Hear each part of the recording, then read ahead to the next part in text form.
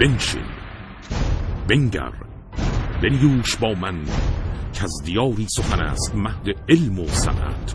آن زمان که دشقیمان تاریخ به طمع سلطه بر خاک ایران لشکر کشیدند، ما ایستادیم به امید روزهای گرم و نو باید می ساختیم.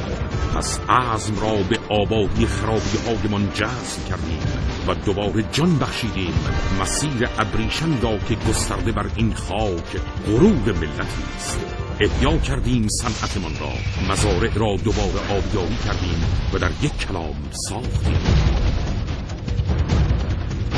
صنعتی پایدار در سایه همتی ماندگار. بسم الله الرحمن الرحیم. عرض سلام و ادب و احترام دارم خدمت بینندگان محترم برنامه همت ماندگار صنعت پایدار. محمد تقی مهدیخانی هستم، مدیر عامل و رئیس هیئت مدیره شرکت تاکسی بیسیم تهران، شرکتی که در حوزه حمل و نقل درون شهری از سال 1383 با اخذ مجوز از معاونت حمل و نقل و ترافیک شهرداری تهران پا به عرصه وجود گذاشت.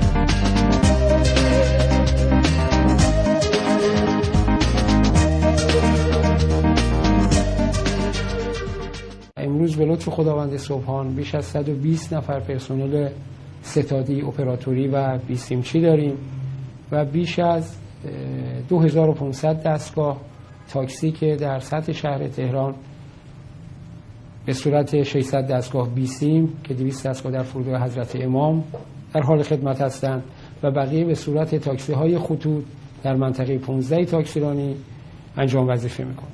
به لطف خدا تونستیم در سال 85 به عنوان 16مین تاکسیرانی خصوصی جهان در آلمان ثبت بشیم و در سال 1389 در همایش ترافیک 2010 موفق به اخذ تندیسی شدیم که فکر میکنم دقیقاً زحمات این خانواده بود که به بار نشست. باورمون این بود که حمل و نقل یک کار خدماتی است و کار خدماتی مثل کاشتن یک درخت گردوست. درخت گردو دیر به ثمر میرسه، سختی زیاد داره، ولی وقتی به ثمر برسه همه رو متنعم میکنه.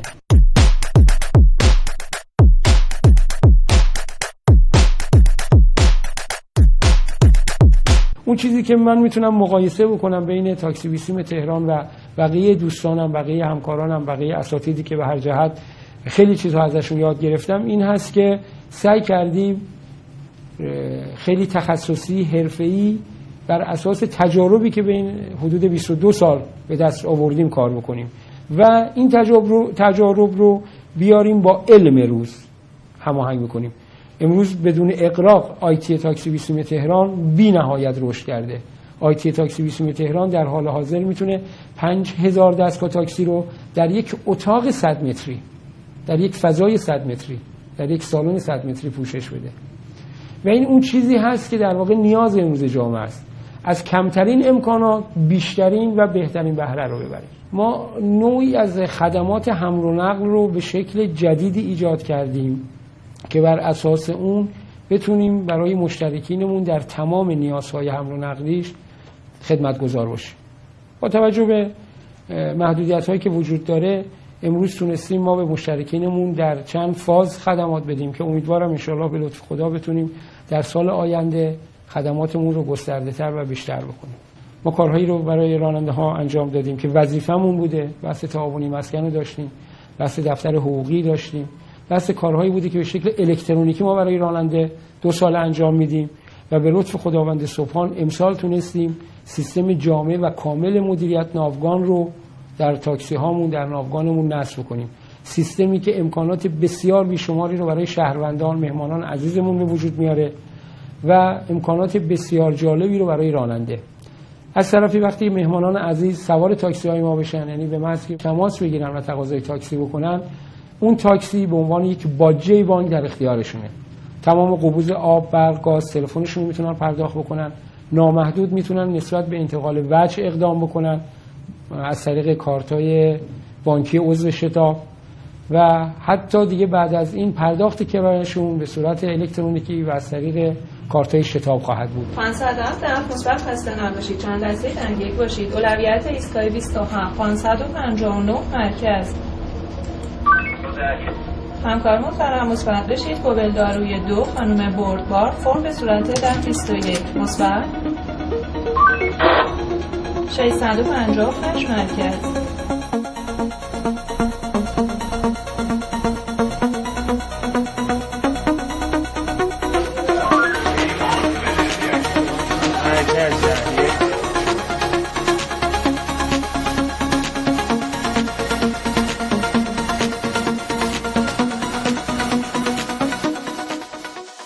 راننده هامون رو ملزم کردیم به گذراندن دوره‌های خاص و ویژه‌ای مثل آتش نشانی، مثل هلال احمر، اورژانس و نیازهایی رو در واقع شناخته بودیم که راننده میتونه برای کمک به همشهریاش، کمک به مسافرش، کمک به هم نوعش انجام بده که خب تماما دارای مدرک هستن.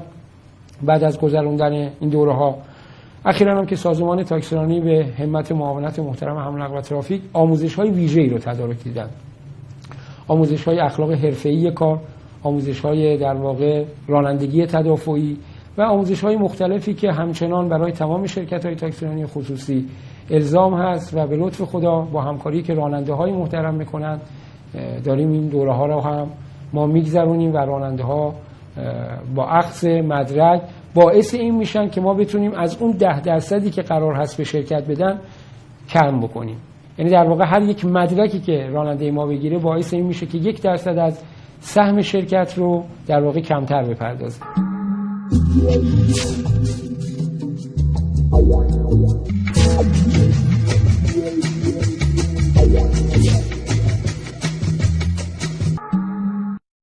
نکته دیگه که لازم هست با توجه به اینکه داریم به انتهای امسال میرسیم و سالی بود که مقام معظم رهبری به عنوان سال جهاد اقتصادی نامگذاری کردن، تاکسید 20 تهران از ابتدای سال و به محض دریافت پیام معظم الله همت رو جذب کرد که بتواند این سیستم مدیریت ناوگانی که خدمتتون توضیح دادم رو به ثمر بشونه و خدا رو شاکریم که از صبح 20 دی ماه سال جاری میتونیم این سیستم رو در واقع به بهره برداری برسونیم. حدود 1 ماه خورده است که نصبش شروع شده و تا الان قطعا خیلی از مشترکین محترم تاکسی 20 تهران دیدن و استفاده هم کردن.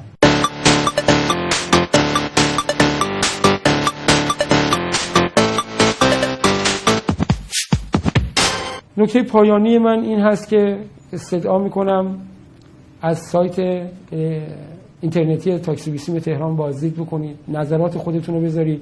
ما همچنان نیازمند راهنمایی ها، مشاوره ها و چیزهایی هستیم که شما شهروندان به عنوان مهمانان گرانقدر ما، به عنوان کسانی که 24,000 سرویس رو در طول ماه به شما میدیم با 600 دستگاه تاکسی که 200 هم در فرودگاه حضرت امام هست، نیاز داریم. به ما کمک بکنید، ما رو از خودتون بدونید، به ما کمکی بکنید که بتونیم خدماتمون رو بهتر بکنیم، نیاز شما رو برطرف بکنیم.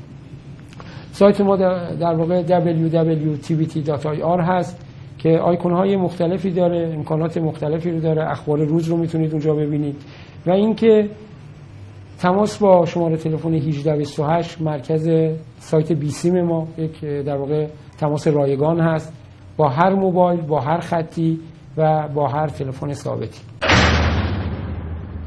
افتخار میکنیم از اینکه در خدمت شما هستیم، افتخار میکنیم از اینکه میزبان شما باشیم در طول سفرهای درون شهری و برون شهری شما که بر اساس اعتمادی که به ما دارید همچنان رو به افزایش و فزونی هست. سپاسگزارم، ممنونم و شما رو با همه آرزوهای زیبا و روزهای قشنگ به خدای بزرگ می‌سپارم.